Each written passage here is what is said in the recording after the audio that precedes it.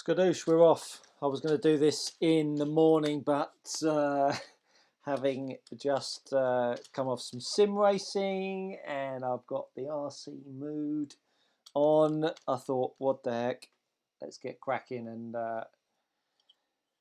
let's see what this build is all about. So what I would tend to do is get the packs out that I'm going to work on, have a nice clear desk. I think that's really quite important. Otherwise, if you are working in a awkward workspace, I think it doesn't bode well for you. Let me just do this here. Perfect. So that being said, I've obviously got my tools ready. Nothing more to say really than let's get this build on, shall we say. So I've got the manual. We are on the first page, step 1. So as I say, I'm only going to do up to step 6 so that I don't end up with videos that are as long as your arm and people can break it down into the sections that they want to reference. So in step 1, we've got the bag that says step 1. Fairly simple stuff. Let's see what the bag has got in store for us. What I really like about the new age of RC is that everyone seems to be wanting to go down the whole black route, which is very cool, makes everything look very stealth. Some nice aluminium parts here. So you've got the bolts there as well. I normally tend to put them all into sections so that I've got the same size bolts and nuts together, and then that way you don't put the wrong bolt in the wrong hole. Again, all fairly simple stuff as long as you know to do it, like all these things. So got the chassis, needed some thread lock, came with thread lock, an important part of any new kit. There is nothing worse than building your kit and bolts start coming loose. Rule of thumb in general is that if it's going into aluminium or metal or steel, stick some thread lock on it. I think it's really as simple as that. And so it's the chassis plate that we're going to be putting these uprights on, and really there's no particular order that I'm going to go in here. Let me just see if that light works any better for us. Don't want to create too much of a shadow. Okay, I'll leave that off. So obviously got the back bolt here. That is 1 for 1, so it allows you to match that up. It obviously is referencing the fact that we need to thread lock that bolt into place, or that nut into place. So we'll push the nut through, screw it all the way down.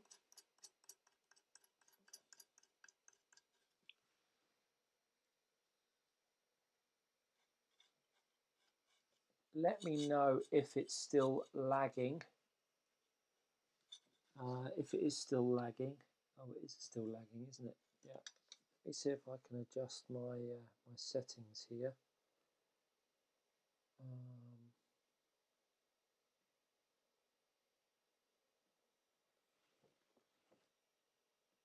Hopefully, I've just changed my bit rate. Sorry for the lagging there.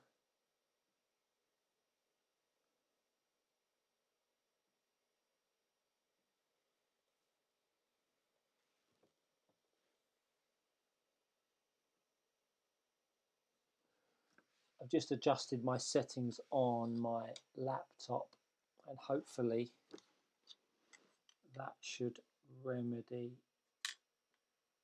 the lagging. If not, I will fire it up through my phone. Let me just give it a second, see if it just catches up.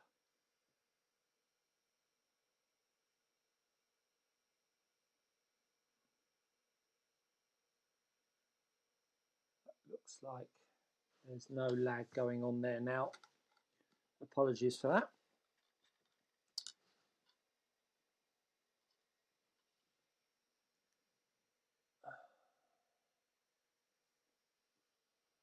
Sorry for the technical issue, chaps and chapesses.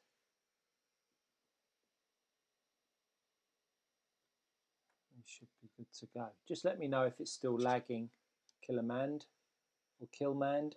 That would be perfect. Thank you very much, sir. Much appreciate the feedback. So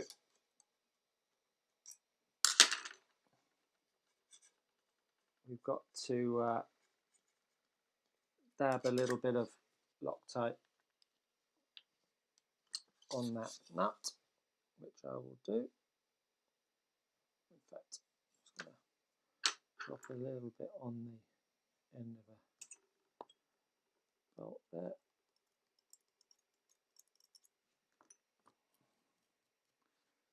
Do that up.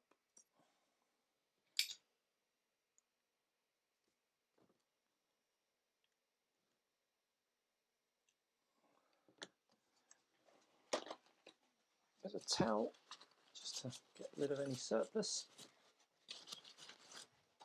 And she's good to go. So, good stuff. Now we've got these uprights.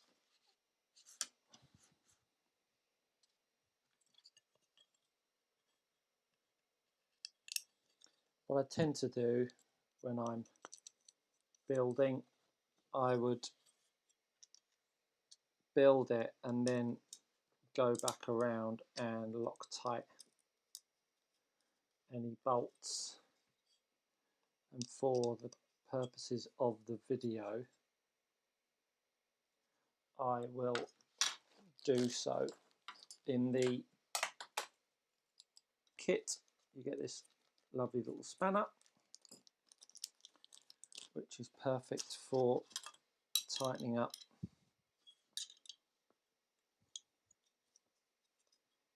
these uprights.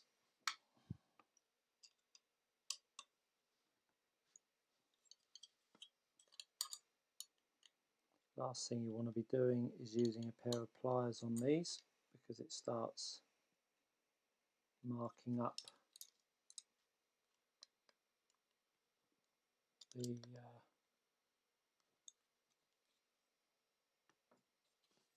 aluminium. So that's that bit done.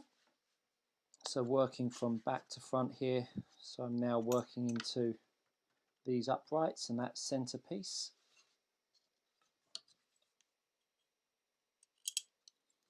Always making sure that you're getting the bits and pieces as you go the right way around in their orientation. For these to go on. It seems a common thread now that these cars have all got top decks.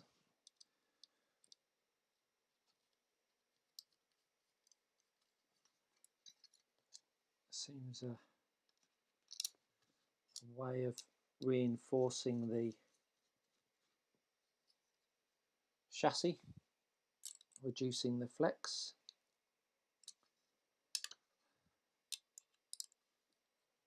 Haven't suggested these. Okay, hasn't suggested that these flat spots need to be in any particular direction. So, for purposes of OCD. I just want to make sure that they are all lining up. Bit of a fiddle.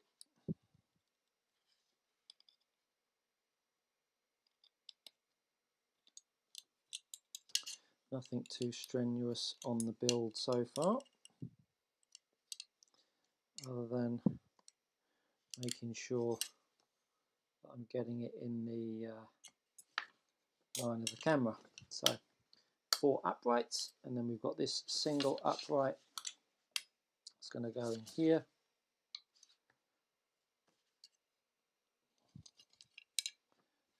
Looks like it's symmetrical, so there's no orientation.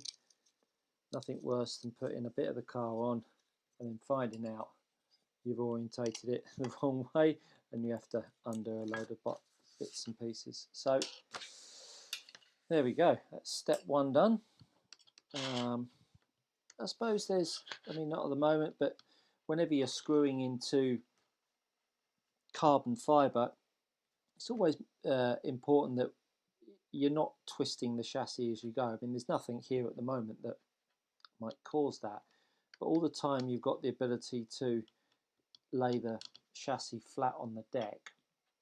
It's worth just making sure that everything is staying flat and it's not twisting or warping as you go. So that's all fairly simple. Now let's move on to step 2. Going back to our bags here, step 2 bag.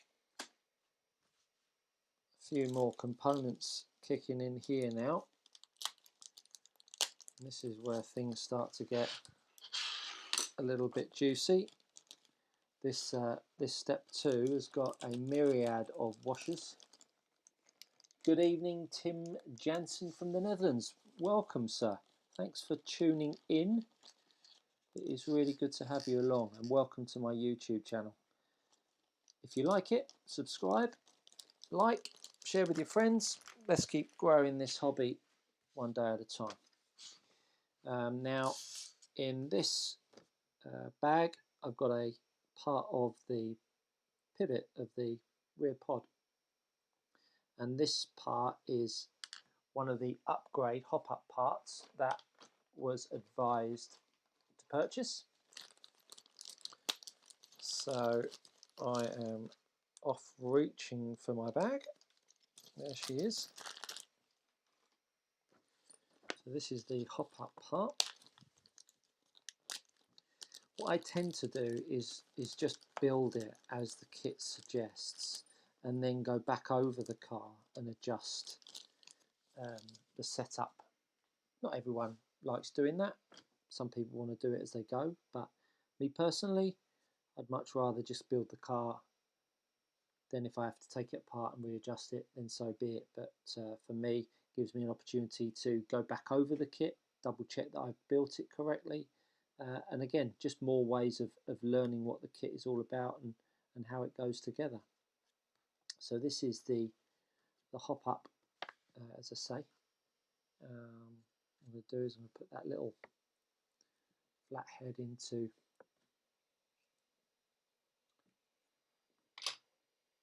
the pivot block. I won't do it up very tight. Subscribed and watched for the 12 scale, Tim. Brilliant.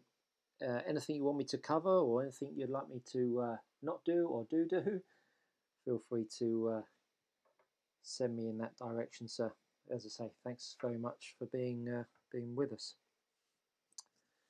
Again, I'm just going to separate out all of these various washers and bolts. Schumacher have done this clever thing, and I first came to experience it with the E3.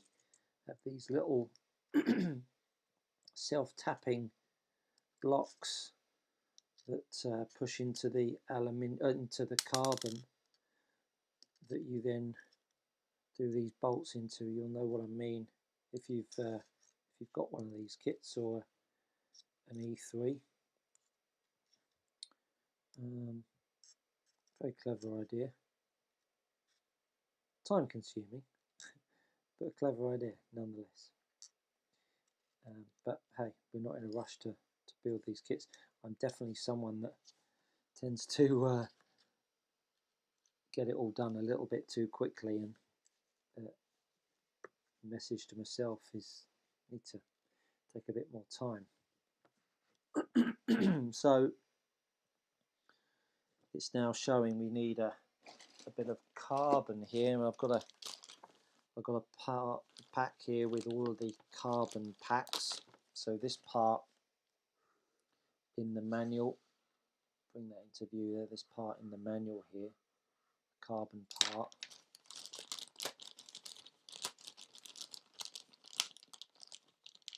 Come out the bag.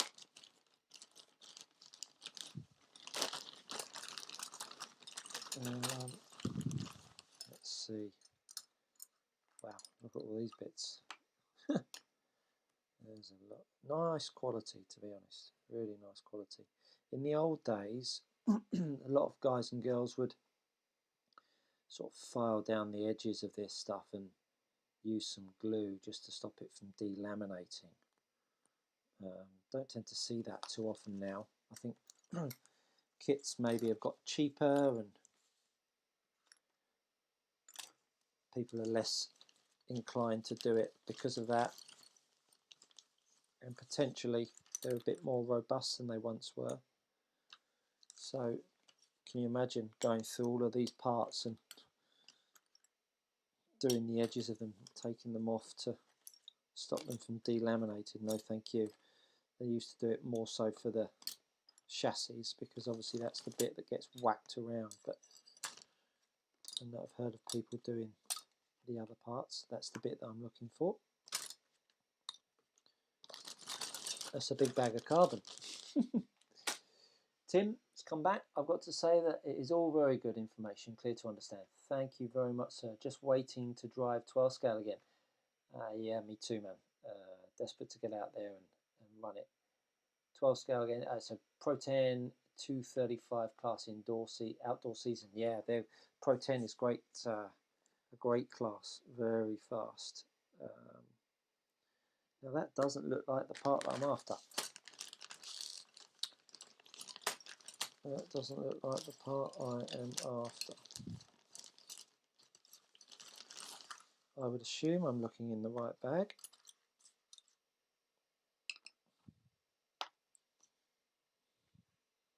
It's not that bit. Definitely not that bit.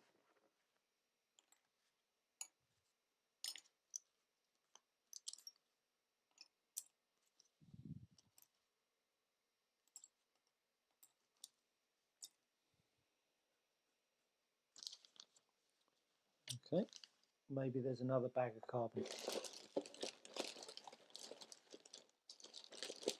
because it doesn't look like it's in there unless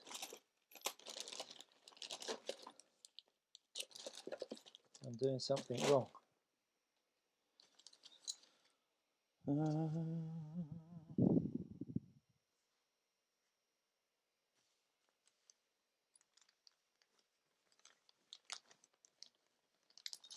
Let's go through this bag again.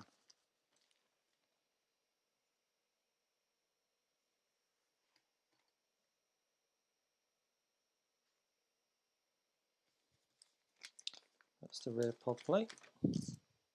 That isn't it. That isn't it. That isn't it.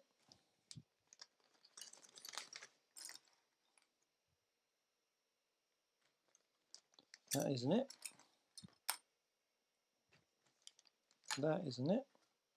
Neither's that. Neither's that. Neither's that. Neither's that. Neither's that.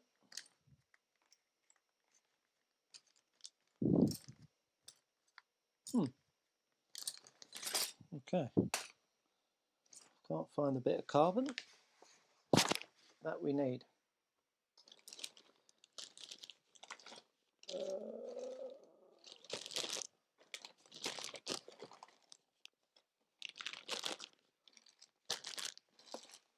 unless I'm being a complete turnip, and it's more than likely it is me, but it does seem strange that there is no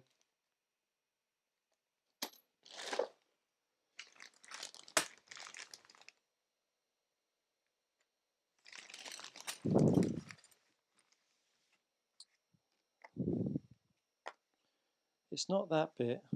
It looks like it should be that bit, but that isn't that.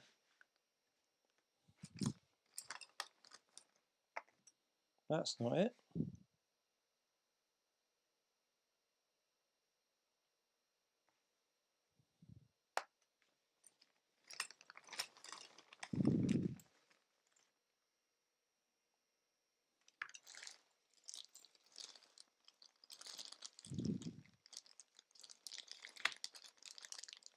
Not in any of the other bags. This doesn't bode well, does it? That is not that part.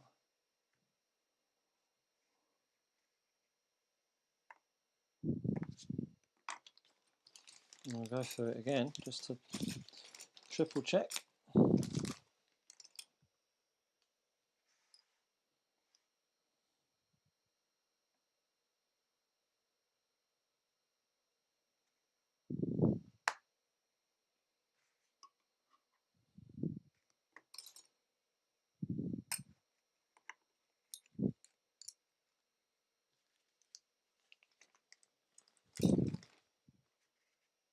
That's obviously not it.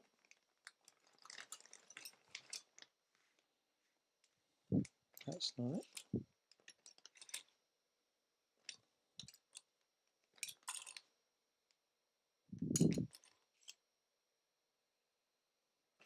That's not it.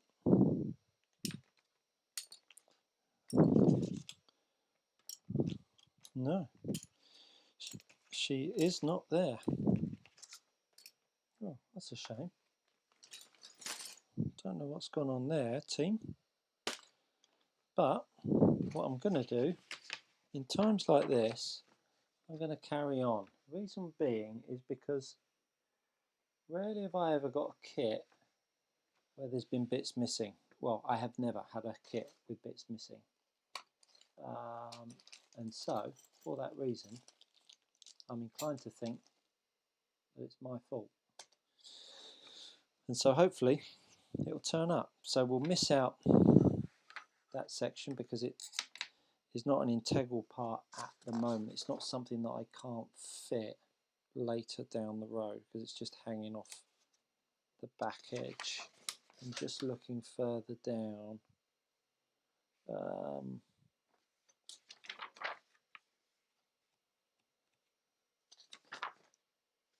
It's certainly not something it looks like from memory.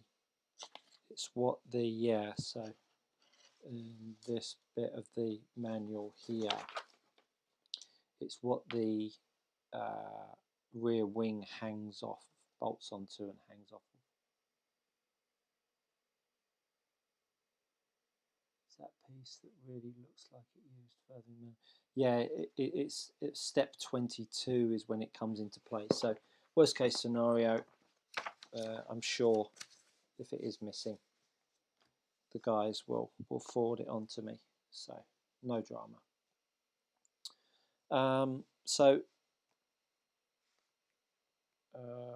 those bits are going to push into there. Move those to the side.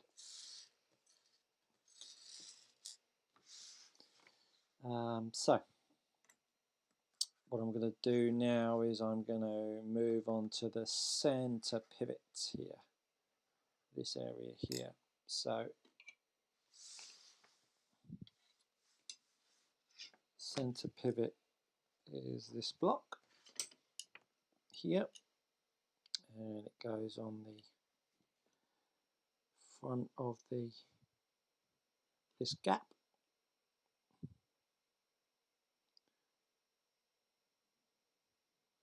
Goes that way up, like so. this comes with a couple of washers which I'm going to use, a couple of shims. So that allows the pivot to be raised up. Make sure that I've got the same bolt size.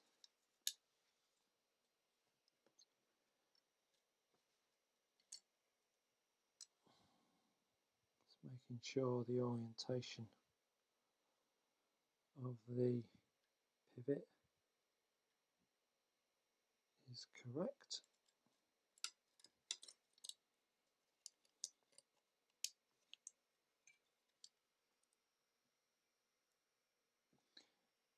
Killman, yes, this is the F1 kit that has just been released in the UK. Formula One kit. I'm not sure where you're from, Killman. It's a very big class in the UK. It's got a really good following. I know it's big in the US as well. It's their new kit, single chassis instead of the two-piece chassis and pod orientation that we've known as the way forwards for F1. So yeah, it's a new one. Now we've got these winglets here. A couple of these winglets that are going to put themselves on these uprights. So back into the bag of carbon. I should really leave all this out, but I get so conscious that I don't like things lying around on the desk for them to be lost. That's one. That's two. Put that back in there. In and out of the bag. In and out of the bag.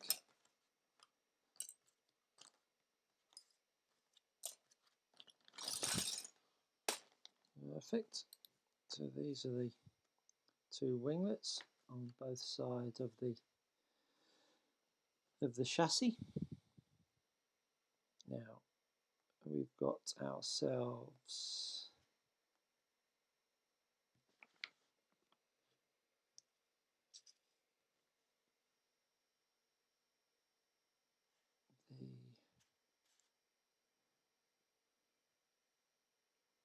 the M8s are on the outside, and then the M6s are on the inside.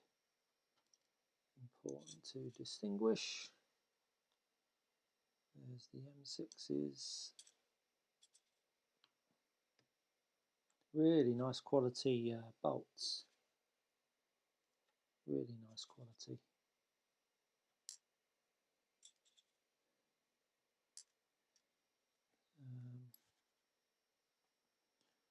And we've got these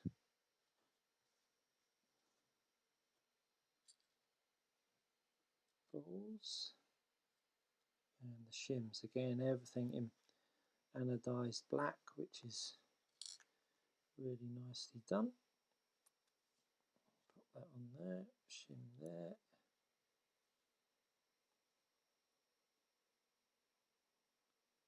I have to say, quality is really good. It's really good.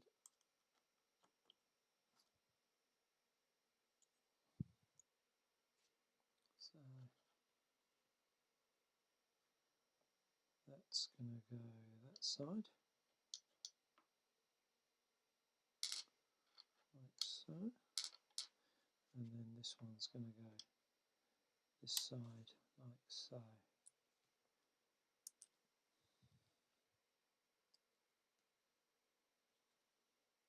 Something very cathartic about building a new kit, knowing that it's going to be on the track, whizzing round, racing against others. creating something really, really enjoyable.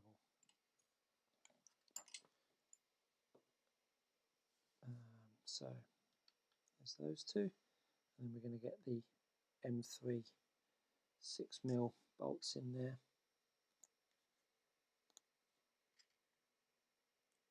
Always taking your time, not rushing anything. No place to go.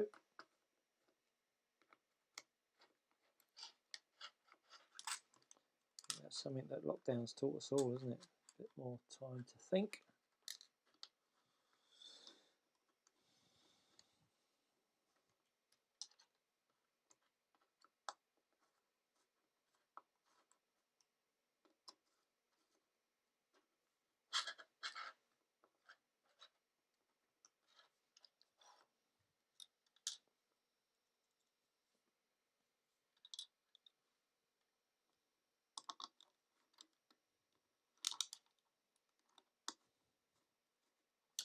What have we got coming in? Kilman, yeah, I'm based in the UK as well. However, I run GT12. Whereabouts in the UK you're based, Kilman? And what's your name? I assume it's not Kilman. Whereabouts you race your GT12? That's why I started GT12. Great class. Hopefully it starts to come back again. Have you seen the new Mardave GT12? Chris Wilkinson just brought out a new car, which is really exciting. Nice to see some new innovation in the GT12 class. Always want to have a little tidy up as I go. Hate a mess.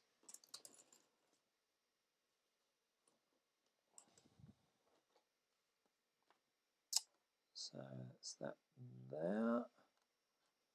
And then it's saying on this one here, on the original plastic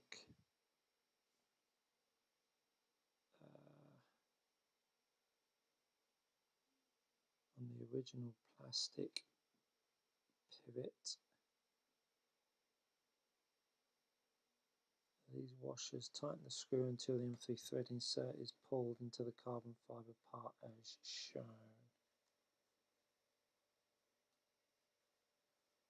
Those washers going on, there's no washers there, washer there,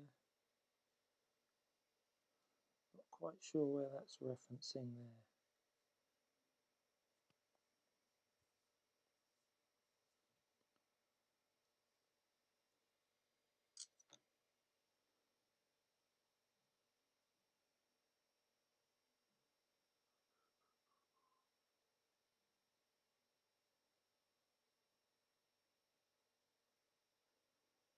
Tighten the screw. Ah, okay. That's so this little bit here. This is telling us how to fit these parts into the carbon fibre. So you would lay the piece of carbon fibre. You'd push that bolt through the carbon fibre with the two washers on top, and then as you screw it, it pulls the bit through the carbon fibre and locks it in place, which is how it then gets it all nice and square into the carbon fibre. But seeing as I haven't got that part, I can't do it because that was for this back part here. So I need those countersunk bolts were in place of that, so I don't need that. And then I'll put those to the side for when I come back to that carbon bit. So that's where we are so far. Very nice bit of kit. So Christian, welcome Christian, Coventry. I did see the one from Marday briefly. I was gutted. The recent lockdown meant that the last meeting at the track couldn't go ahead. Yeah, I was hoping that we could get the race series up and running next week, but not to be. Not to be. So we're on to now step 3.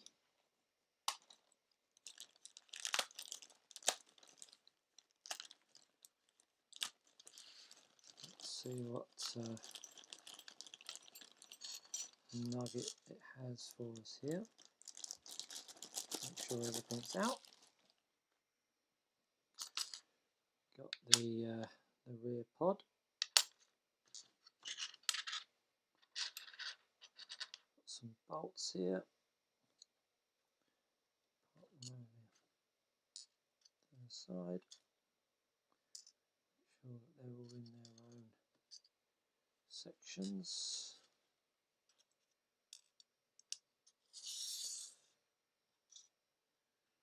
That way they don't get mixed up. Tim asks, what is your opinion about sanding and sealing the edges of the chassis? Yeah, I've done it, but the quality of the carbon fibre now, I believe, is so much more superior than a lot of the older kits. And a lot of the time I've been using Ali chassis, so it's been a little bit of a while since I've used a carbon fibre chassis. Would I file it down? No, to be honest. If you give it a whack and it delaminates it, invariably you've probably bent the chassis anyway. So probably gonna have to go and buy a new one anyway.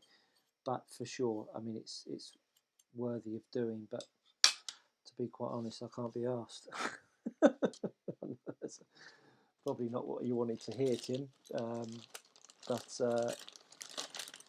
as I say, I haven't personally delaminated any chassis, so hence I ain't gonna do it. So we need the rear pod plate for this, and we need the top of the rear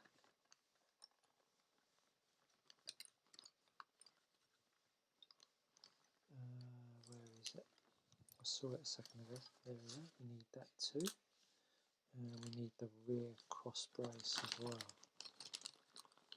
Two there. I think they're just the parts that we need for now. I'm glad you agree, Tim. So this is going to need to be inserted, these gold plugs. I'm just going to remind myself how that works. Okay. So what happens is we use these 3 washers. We put the 3 washers on the bolt.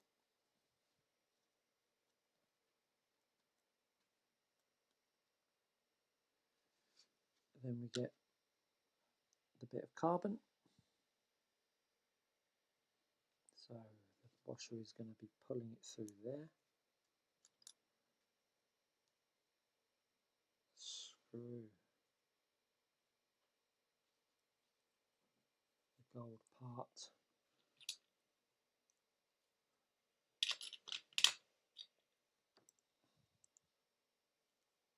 on. I'm just going to double check one more time.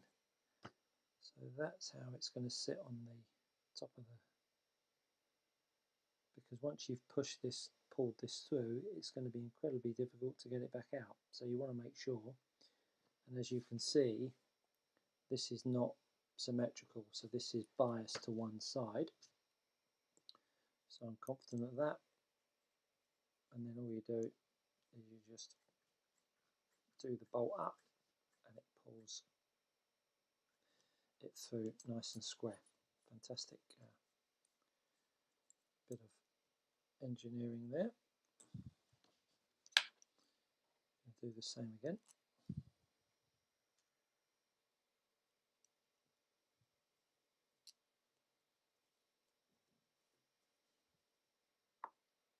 Again, just taking your time. Want to make sure that these are going in nice and square.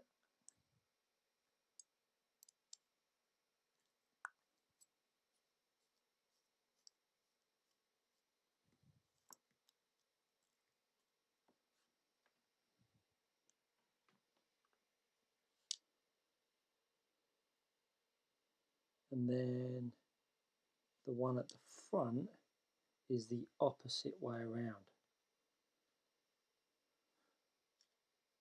So that's going to be pulled in that way around.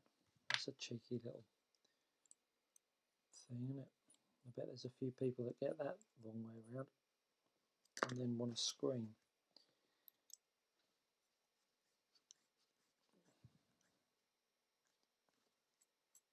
There we go. So that sits on the top of the bulkhead on the rear. Got those the right way round.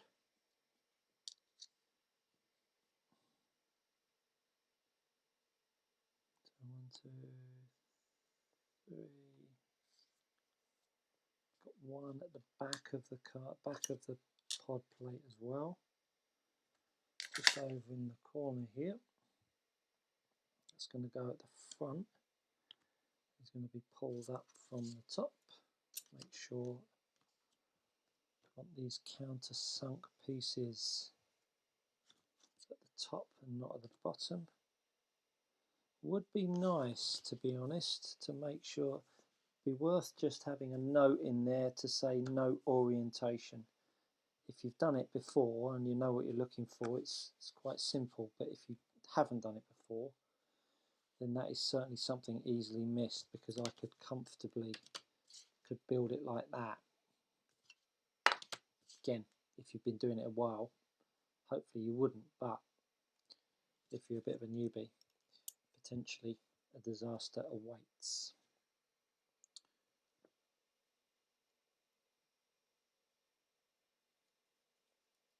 So screw that in.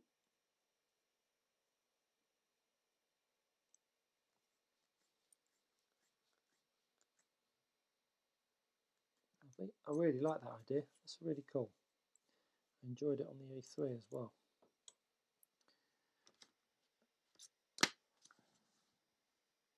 So that's that. I think that's all of the pins that need to be pulled through, or the inserts. That's great. Now we can build the thing.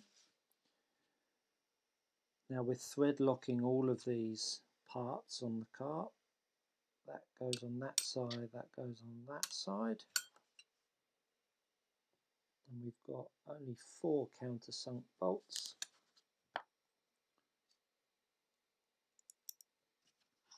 Again, I normally bolt it all together and then do the thread lock afterwards, just purely because I don't like getting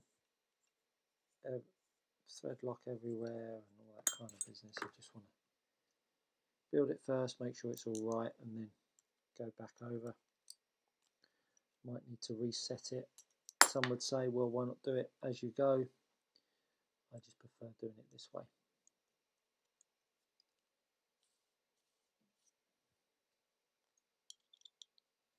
Again, when you're doing these bolts up into the pod plate, I don't tend to tighten them up first time. Give them a light tighten.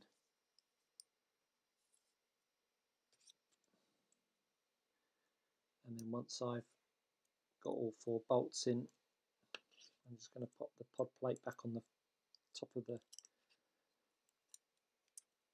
setup board just to make sure it's nice and flat.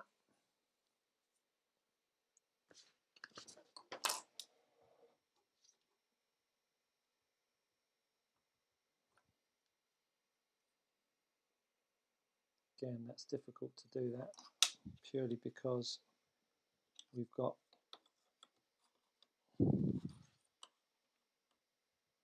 because this protrudes, you can see there, you can't actually lay this on flat onto the surface. So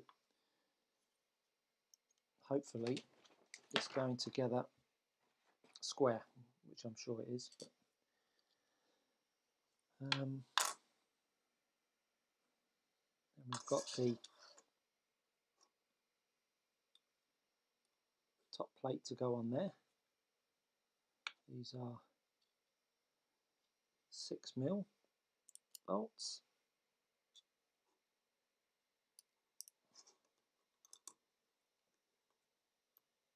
We're on stage 3 at the moment, so just coming up to the halfway mark of the 6 stages that we're going to cover tonight.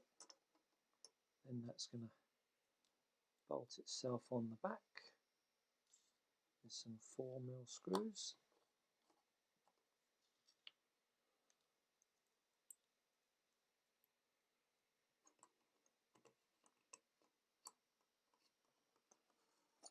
So Christian says, I see a lot of similarities between the Icon and the Atom 2 in terms of rear pod. They must have recycled most of the design. Recycled is probably a tad strong. This pod plate, well, the plate itself is definitely different to the E3. I don't believe that these bulkheads are the same as the E3. The arrangement might be very similar, but I don't think it's necessarily, yeah, they've just picked it up and dropped it onto the F1. But there are certainly similarities, absolutely, no doubt about that, no doubt about that. But if you've got a winning formula and it works well, and I think if you've got, like anything, if you're an Automatics fan, there's a thread that runs through their products. Same with X-Ray, same with the Yokomo. So this is just Schumacher's way of doing their thing with their car. So I don't see anything wrong with that personally. Not that you're saying there's anything wrong with it either.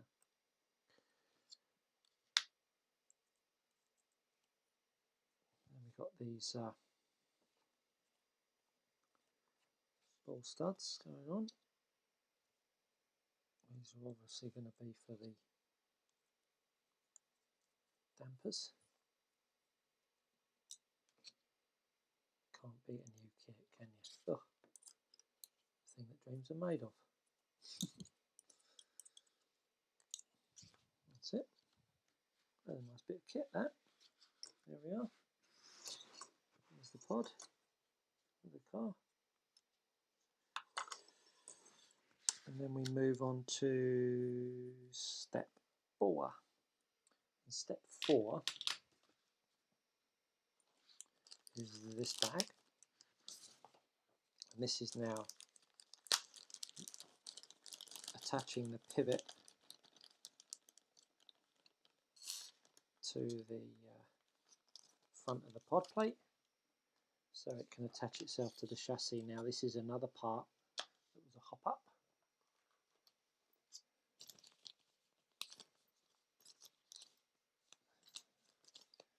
So Christian says, yeah, I totally agree, it makes sense. I was just surprised because I didn't know how F1 cars normally look underneath. Yeah, so the F1 cars have been effectively larger scaled 12 scale cars, but the wheelbase is longer, it's more narrow, and the grip has been less. But part of that is because the power has been more. So I think they found a way of increasing the grip with their 12 scale car, and lucky for them that it's sort of fallen forwards and worked nicely with their F1 car. So they say, and hopefully I'll get to see. So we've got the aluminium pivot here. Going to got the ball stud is going to go in here again. There's adjustable heights of these Now this is definitely one that I'm going to lock tight now, because that will definitely need doing, whether you like it or not. Those bastards come off. You are helicoptering the car into row Z. Not something that you want to do in a hurry. Again, there is an orientation in the way this goes together. You want to make sure that it slightly kicks this way, and with the ball stud coming out the front.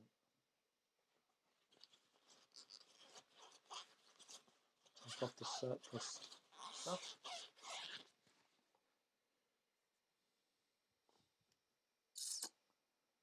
So that then sits on the top there. Now, because I've raised up the pivot on the chassis, I'm going to raise it up with the shims that comes with it in the pack. So again, really like the quality of the bolts. Really nice, really nice. Absolutely no difference between this and the X-Ray that I built very recently. Wish I'd have done a build on the old A12. That would have been fun. Feel like I've given that a bit of a hard time, that car. It's an awesome car, but just an absolute nightmare to build. So there's the pivot that's gone on the front there. All fairly simple stuff, isn't it? It's not tricky. Then we want these countersunk pivot balls popped on the side.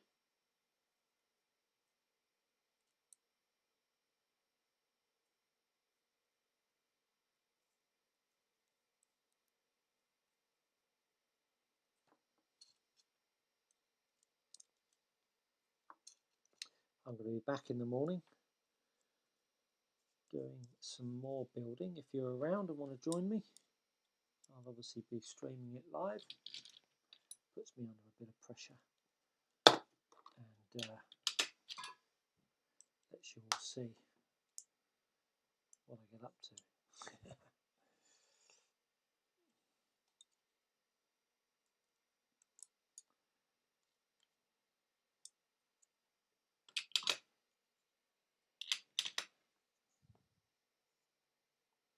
Now there was a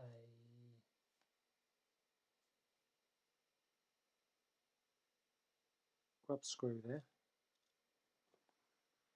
which is going to go into the back of the plate by the looks of it, which is going to go through. Grub screw is going to go in there.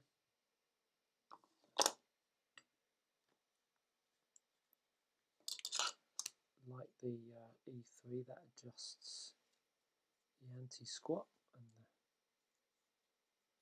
the angle of the rear pod.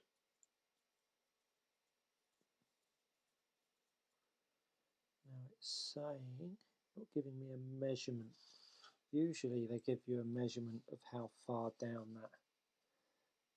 that droop screw comes, but it's not done that on this occasion, so I'm just going to do it up a certain way, and that's the rear pod built. Very simple. Nice bit of kit as well. So on to step 5.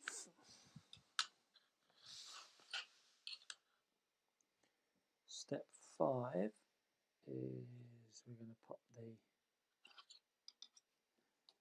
pod into, lovely, pop the pod in. Then we've got to open step 5 bag.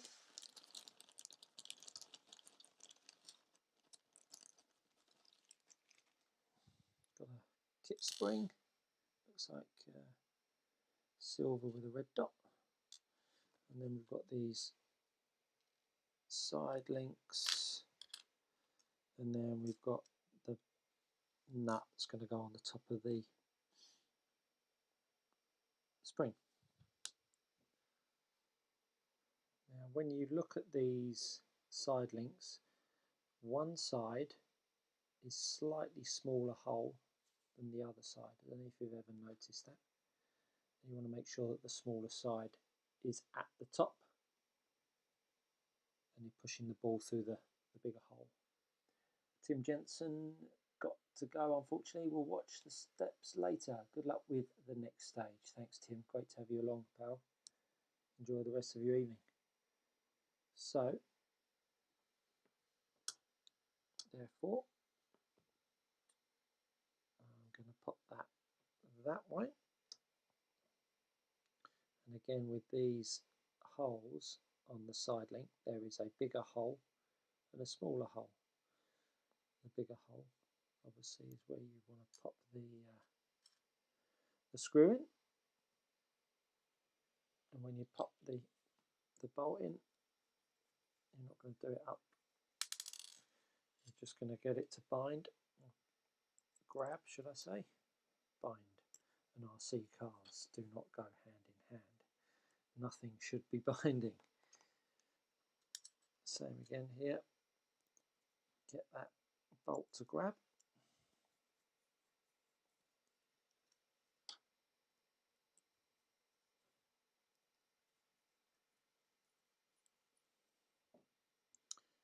And then I'm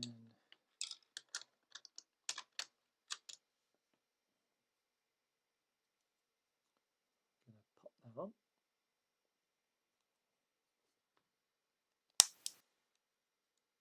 So now I've got lots of play there, which is great.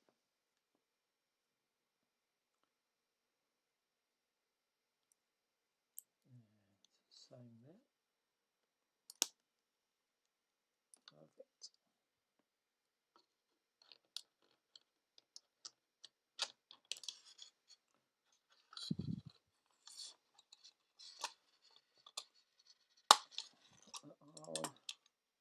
Again, I've not done the bolts up. You could even prise the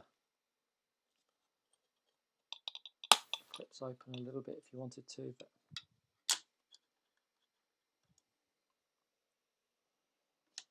there they are.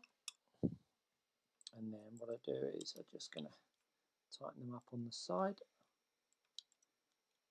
Make sure that I still have lots of play. And what I'd normally do is just go past the point of play and then just back it off.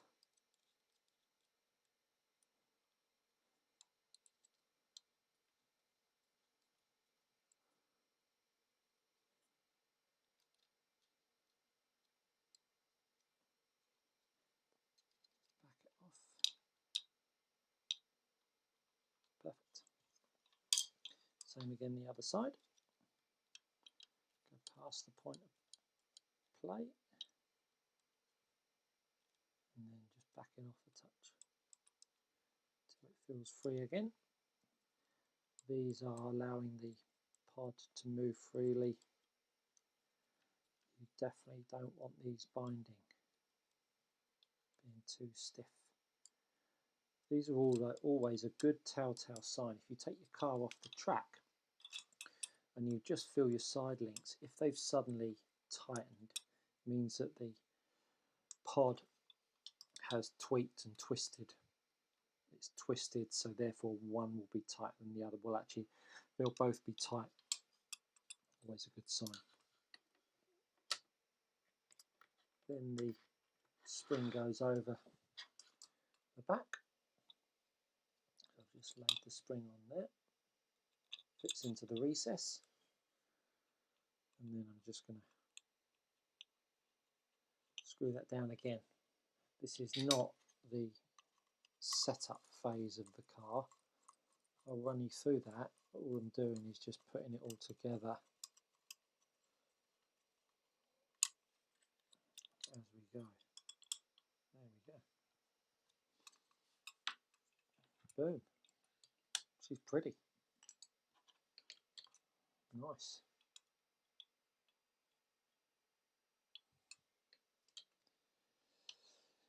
It gives us a measurement here of 1 millimeter from the top of the nut to the top of the screw.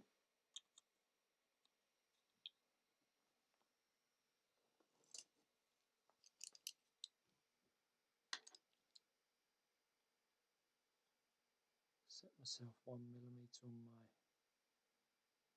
my caliper here. I never know whether to call it a caliper or a vernier. What are your thoughts? What do you call it?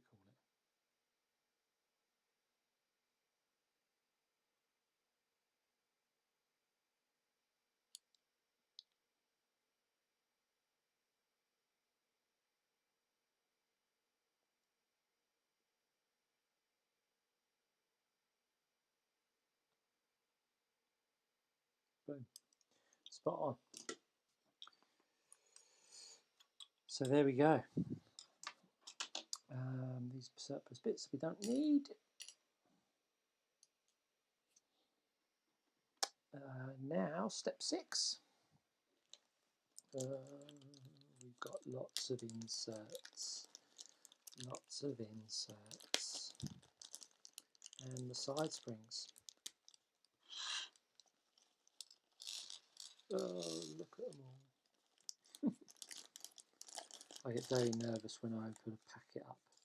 Got lots of shims and bolts and nuts.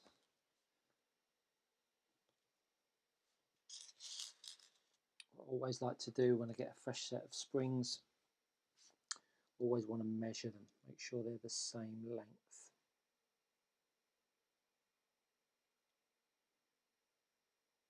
If they're the same length, everything is good in the world. And they are. Perfect.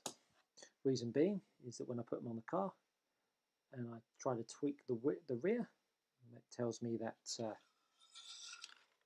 both springs are doing the same thing, which is a positive sign. Don't need that any longer. I'll put that to one side. We go back into the carbon bag. I'm still holding the faith that that bit of carbon that I couldn't find at the start will be there. So, here's the piece of carbon. Now, we've got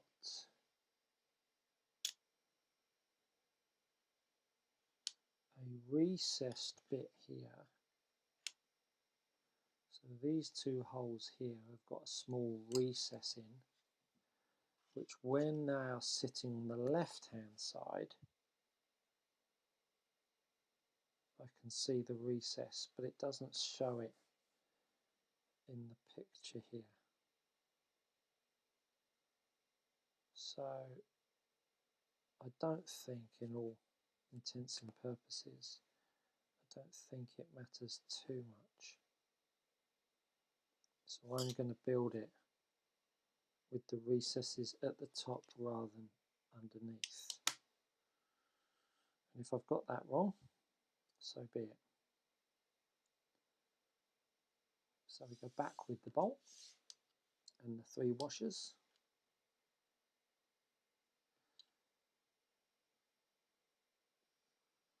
We want to push that one through on the right hand side.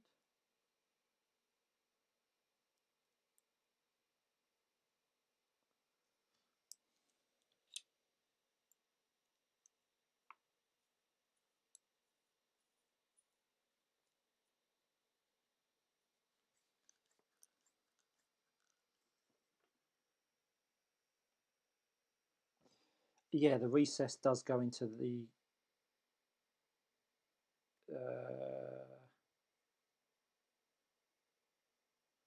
doesn't look like it. Definitely, thanks for the heads up, Christian. But it definitely looks like the recess sits at the top. if I've got that wrong, then I'll buy myself a new cross strap. But I don't think either way it's going to make that much of a difference, being brutally honest.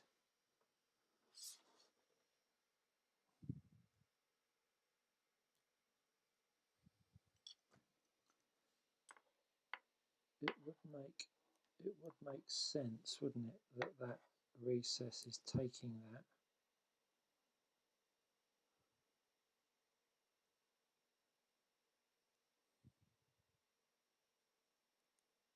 Would make sense, but no mention of it.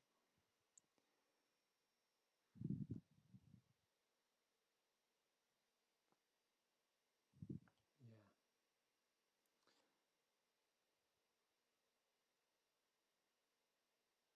On the left hand side, that hole definitely looks different to this hole. This one on the left hand side, there is no recess. On the right hand side, it looks like there is a recess.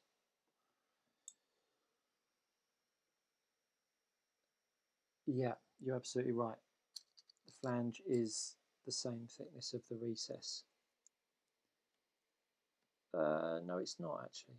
It doesn't quite recess in there.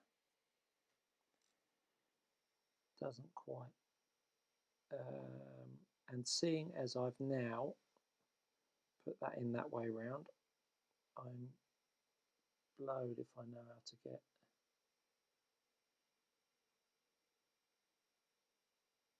that out.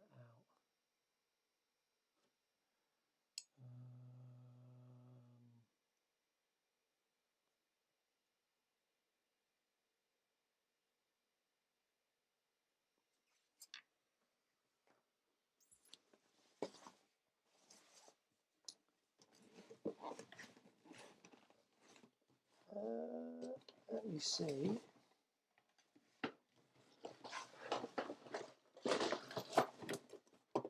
If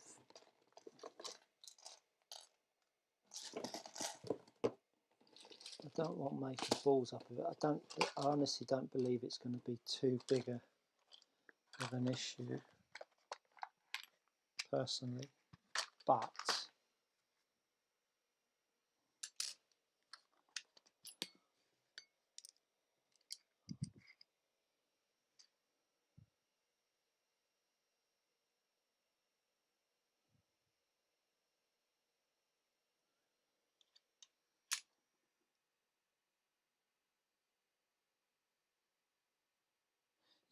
yeah, you're absolutely right. It is about keeping the gap the same, which they would be with or without the recess.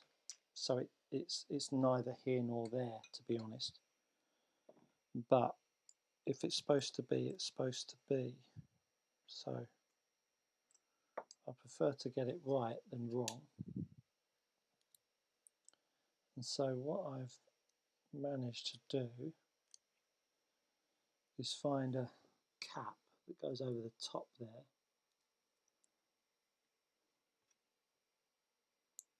And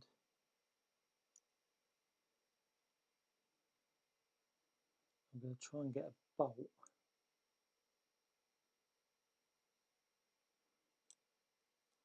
See if I can pull it out in the opposite direction.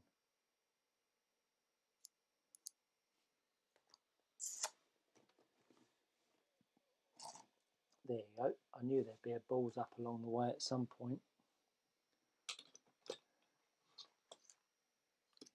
How to get yourself out of it live on camera.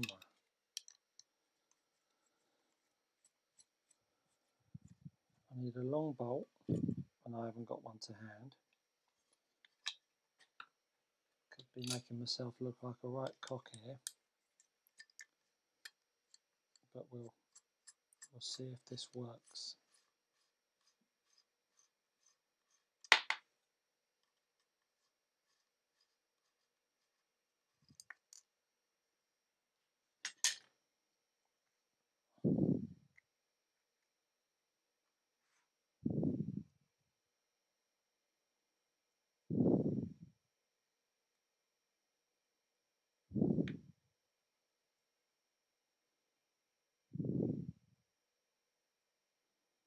So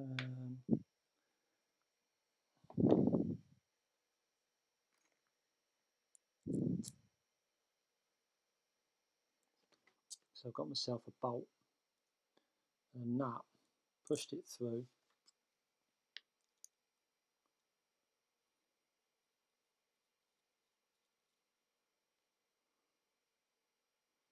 And then what I need to do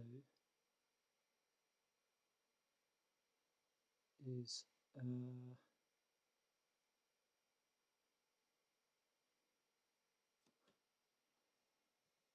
to now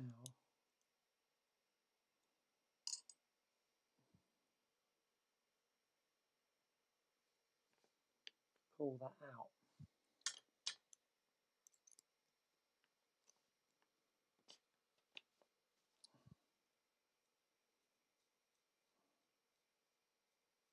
Yeah, I'm not going to go there with that. I'm going to leave it as is. The point is, as you rightly say, as long as it's the same both sides, it'll be all right. A small deviation in the build there.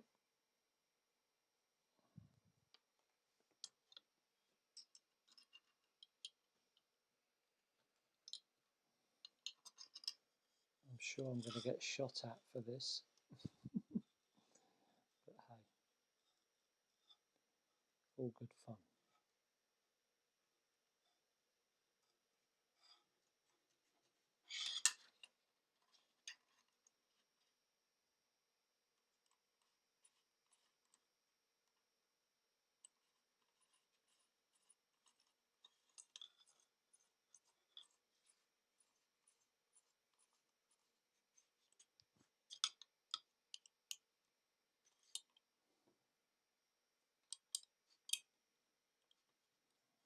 And as I say, if it isn't quite right, and it does have to be the other way around, then I shall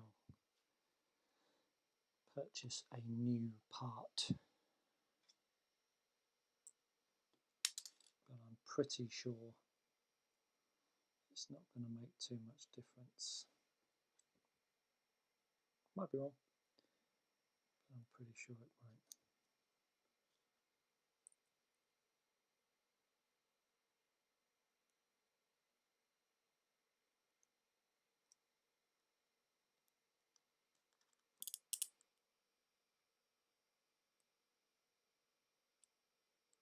Yeah, I agree that you are definitely correct, and I definitely made a balls up.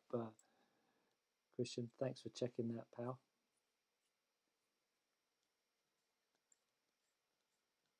But I'm going to press on and leave it as is. It'll be the Stu Cartwright edition. There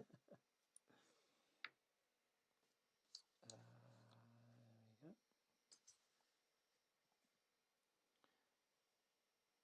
So I'll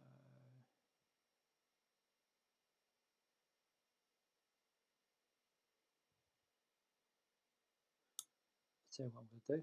I'm just going to put it in the other way around.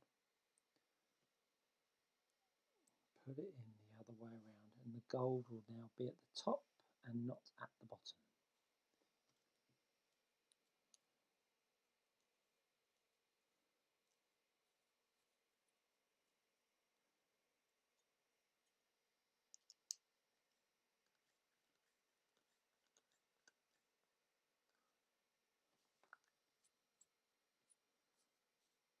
Thanks for checking that, Christian. Much appreciated, my friend.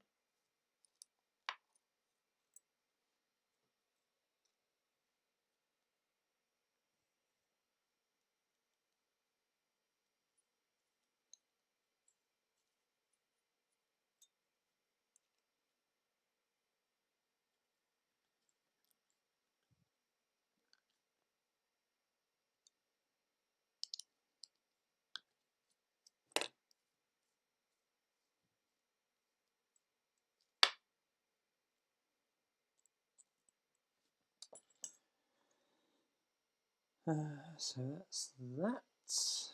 Don't need that anymore. I'll put that back on there. Need to reset that. That didn't work.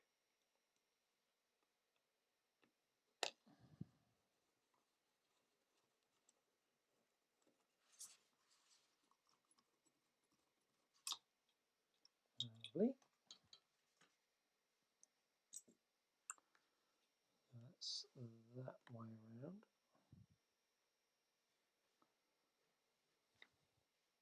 And we've got some washers, shims that are going to go on.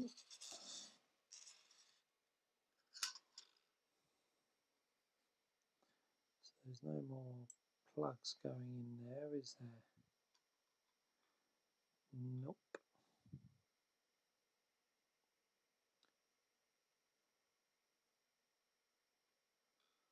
Goes up and under. Then we need more carbon bits.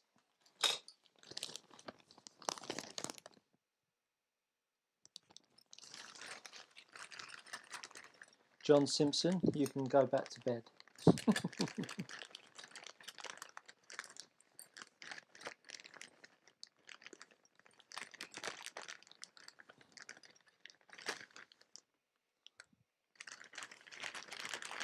If you're going to set yourself up to be shot at, you need to be thick-skinned. Unfortunately, I'm thick-skinned.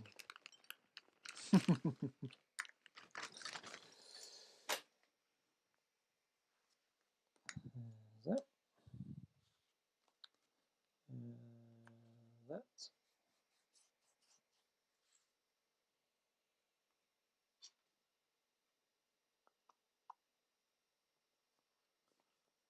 And put that ball stud in there.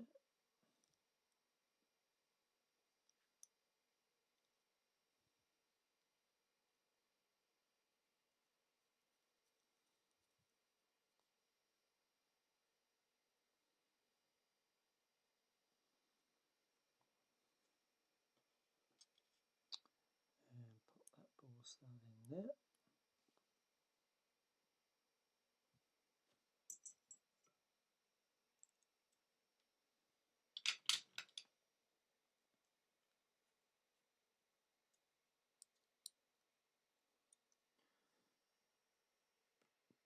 Lovely. And we've got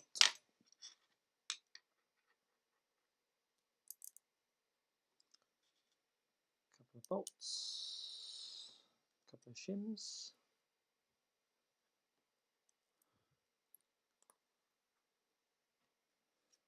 And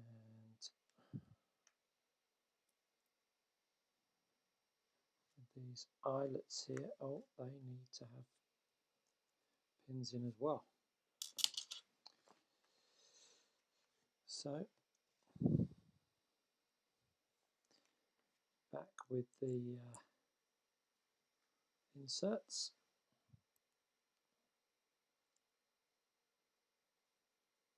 There's a lot of them.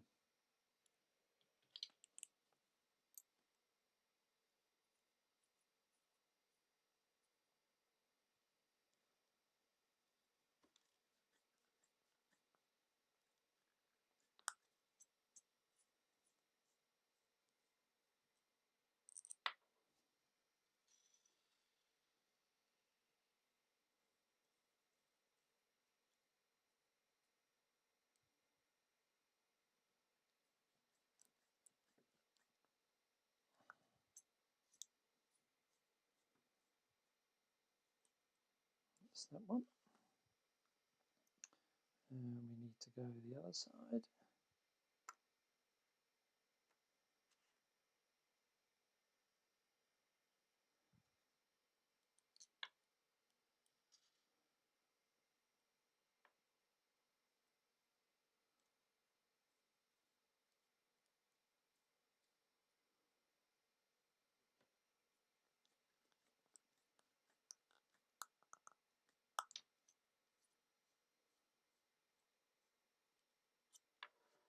And then one more.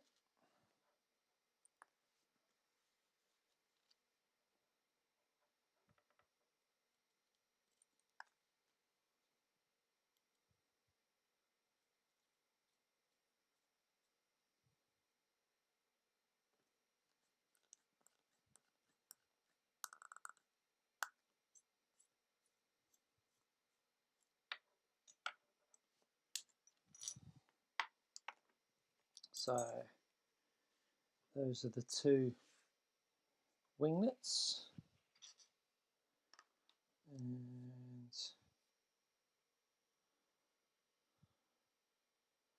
they are going to be bolted in like so.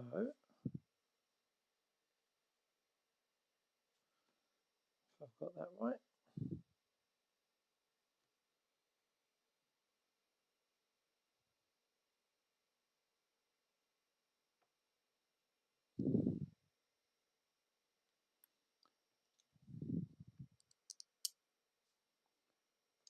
Couple of bolts,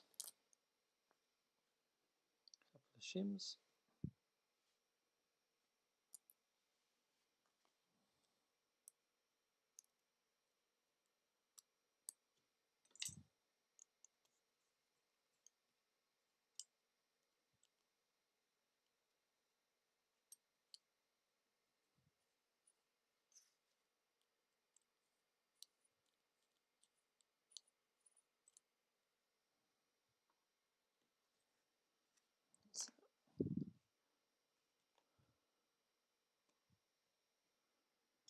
Another couple of bolts.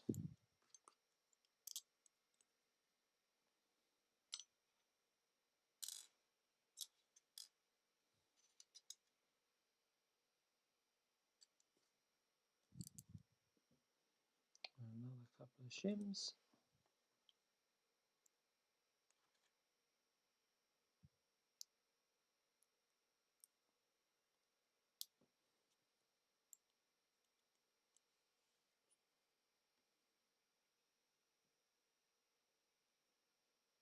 She's coming together really nicely, John. She's a lovely kit. Have you got one?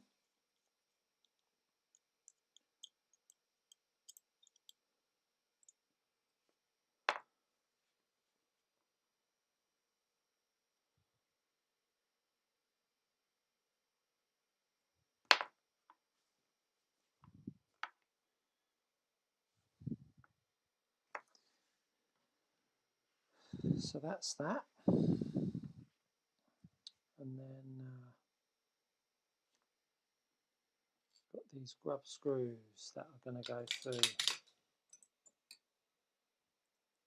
the top.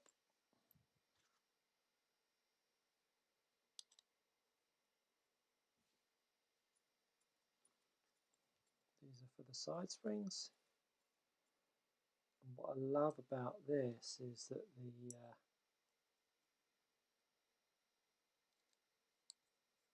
spring holders are steel, aluminium, whatever they are, rather than plastic.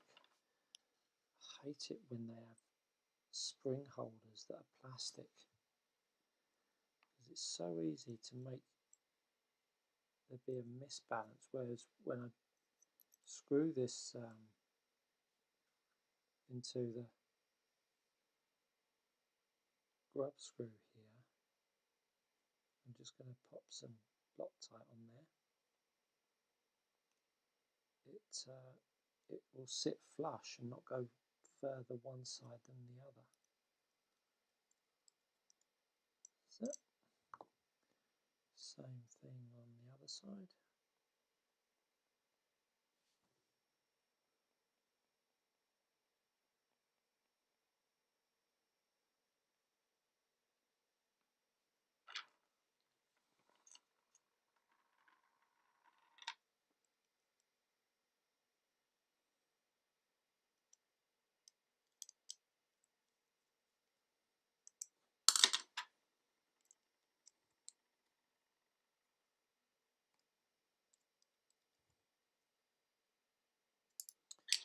Springs go on. Now, as much as I've made a bit of a balls up putting that retainer potentially the wrong way around, I really don't think it's going to make a darn sight bit of difference. I might be wrong.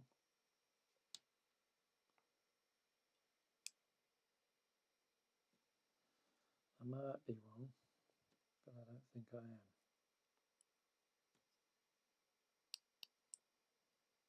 Because as long as they're the same both sides, it don't bloody matter.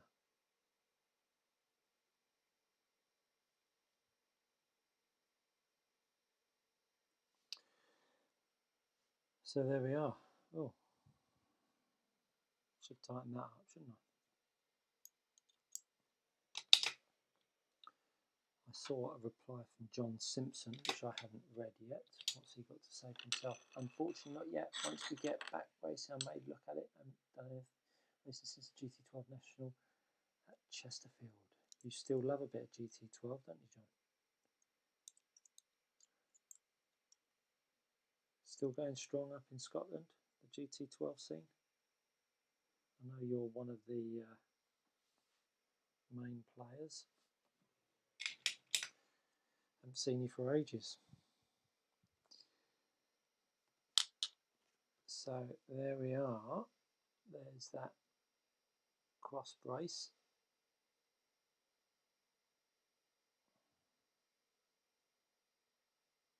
Nice. Don't need that.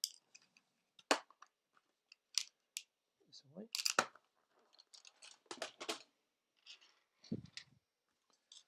And then that's step 6A. This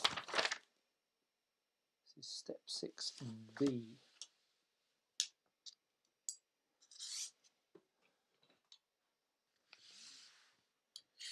And so you can see that when that goes on like so, whether this is sitting in the recess at the top or the bottom, I think ultimately it's about making sure that, or making it so you can't see the gold. I don't see any other reason why it would not be, because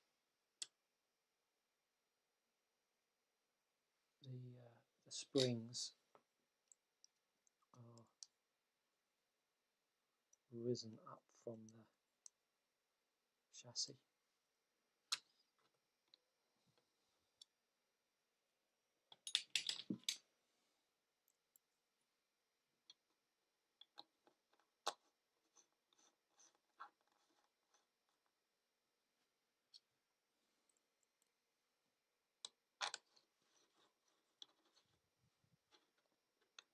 And boom, you're there. So yeah, so John Simpson says regionals are still doing well. Look forward to getting back to some nationals though. Yeah, get it on. So there's the, yeah, so the springs still have enough play to set them. Yeah, that's fine. No issues there. And that, my friends, is right the way up to step 6. So far, I'm extremely impressed. What a lovely kit. Lovely bits of gold with these inserts. As I say, I think that should have been inserted the other way around. Again, potentially I could still flip that around if need be, but I'm not going to bother doing it because it's not having any negative effect. But so far so good. Lovely, lovely kit, and I really look forward to picking it up again tomorrow. If you've got any questions, feel free to fire them in the comments below, and I'll get to you tomorrow. I'm going to do something about 9 o'clock tomorrow morning, kick off and hopefully get this bad boy built, and then I can start to install the electrics and all that malarkey. Alrighty, hope you're well. If you like the video, click the like button, subscribe, and we'll see you all again soon.